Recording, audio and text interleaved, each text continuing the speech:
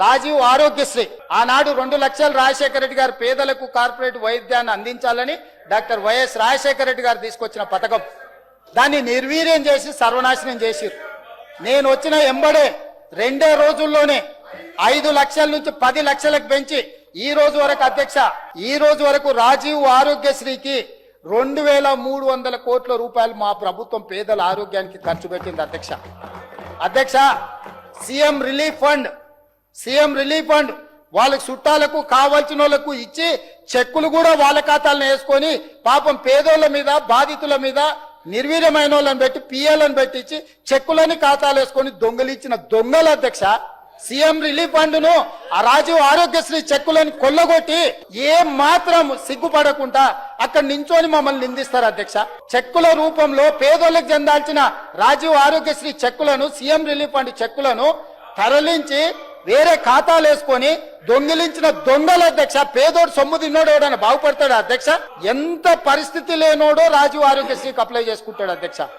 ఇవాళకి 2046 కోట్ల రూపాయలు ఈ రోజుకి నేను సీఎం రిలీఫ్ ఫండ్ లో ఖర్చు పెట్టిన అధ్యక్ష. మొత్తం కలిపి దాదాపుగా ఈ 25 నెలల 4400 కోట్ల రూపాయలు ఈ రోజు పేదల వైద్యం కోసం, ఆరోగ్యం కోసం ప్రభుత్వం ఖర్చు పెట్టింది అధ్యక్ష. దానికోసమైనా అభినందించాలి కదా అధ్యక్ష. అదేవిధంగా అధ్యక్ష, 500 రూపాయల గ్యాస్ సిలిండర్ ఆనాడు దీపం పథకం, ఇతర పథకాల ద్వారా పేదలకు కట్టెలపై నుంచి ఆడబిడ్డలు పొగ గొట్టాలతోని ఊపిరితిత్తులకు పోయి క్యాన్సర్ వచ్చి చచ్చిపోతుంటే శ్రీమతి సోనియా గాంధీ గారు ఆడబిడ్డలకు ఉచితంగా సిలిండర్ గ్యాస్ పొయ్యి ఇవ్వాలని పథకాన్ని ప్రవేశపెట్టింది. ఆ రోజు 400 రూపాయల సిలిండర్ ఉండే 12 నూర్లు చేసింది. కొనలేని పరిస్థితి.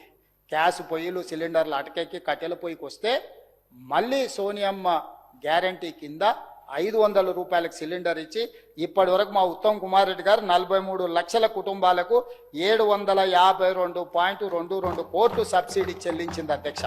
అదే విధంగా గృహజ్యోతి ఫామ్ హౌస్లు ఉన్నోళ్లకు, పెద్ద పెద్ద భూములు ఉన్నోళ్లకు, భూస్వాములకే ఉచితం కాదు, పేదవాడి ఇంటుల్లో వెలుగులు చూడాలి, వాళ్ళ కళ్ళల్లో ఆనందం ఉండాలి అని గృహజ్యోతి 200 యూనిట్లు ఉచితంగా 52,96,000 పేద మధ్యతరగతి కుటుంబాలకు ఇప్పటి వరకు 3,097 కోట్ల రూపాయలు 200 యూనిట్లు ఉచిత కరెంటు కోసం ఈ రాష్ట్ర ప్రభుత్వం నిధులు ఖర్చు పెట్టింది అధ్యక్ష. అదే విధంగా చదువుకునే పిల్లల కోసం 39,000 ప్రభుత్వ స్కూలు, కాలేజీలు, విద్యా సంస్థలకు ఉచితంగా ఈరోజు మా ప్రభుత్వం విద్యుత్ ఇచ్చింది అధ్యక్ష. విద్యా సంస్థలకు ఉచితంగా విద్యుత్ ఇయ్యాలన్న సోయి వాళ్ళకు లేదు. ఈరోజు మేము వచ్చినాక పేద పిల్లలకు చదువుకోవడానికి మళ్ళా మాత్రం కంప్యూటర్లు, స్క్రీన్లు, టీవీలు అన్ని కొంటమని కమిషన్లు కొట్టేసి అవి కొన్నారు. కానీ అవి నడవడానికి ఇవ్వాల్సిన కరెంటు ఇవ్వకుంటుంటే ఇన్ని స్కూళ్ళకు ఉచితంగా కరెంటు మేమిచ్చినాం అధ్యక్ష, మా మంత్రివర్గం ఇచ్చింది అధ్యక్ష. అదే విధంగా ఇందిరమ్మ ఇండ్లు, డబుల్ బెడ్రూమ్ ఇండ్లు అన్నారు. ఏం మాట్లాడిండ్రు అధ్యక్ష ఆనాడు ఎలక్షన్ల ముందు? ఇందిరమ్మ ఇల్లు, డబ్బా ఇల్లు, కాళ్ళు కొడుకు వస్తే యాడ్ ఉండాలి, కోడలు వస్తే కొడుకు కోడలు ఉంటే యాడ్ ఉంటారు, బిడ్డ అల్లుడు పండగ వస్తే యాడ్ ఉంటాడు, కాళ్ళు దాపుకుంటే కాళ్ళు బయట ఉంటాయి, గొర్రె పిల్లనో మేక పిల్లనో కుక్క పిల్లలు ఉంటే ఎడగట్టేసుకుంటారు. డబ్బా ఇల్లు వద్దు, డబుల్ బెడ్రూమ్ ఇల్లు ముద్దు అని పెద్ద ఎత్తున ప్రచారం చేశారు.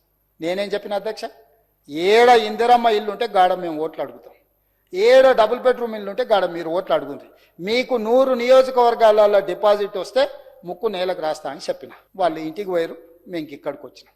ఎన్ని మా పొంగులేటి శ్రీనివాసరెడ్డి గారు ఆ శాఖ నిర్వహిస్తారు.